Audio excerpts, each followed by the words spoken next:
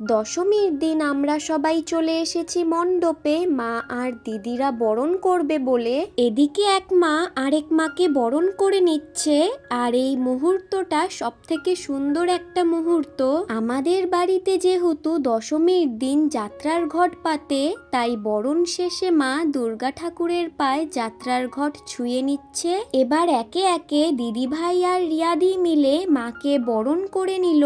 তারপরেই শুরু হয়ে গেল সবাই মিলে সিঁদুর খেলা। আমাদের মণ্ডপে যেতে যেতে অনেকটা লেট হয়ে গেছিল বলে বরণ করার পর মণ্ডপে অতটা কেউ ছিল না, তাই নিজেরাই সিঁদুর খেলেছি। অন্যান্যবার তাড়াতাড়ি মণ্ডপে যাই, ওখানে পাড়ার অনেকে থাকে, তাদের সাথেই সিঁদুর খেলা হয়, কিন্তু এবার তা হয়নি, কি আর করা যাবে। তো যাই হোক, সিঁদুর খেলার পর দুই ভাই মিলে ঢাক বাজিয়ে নিল।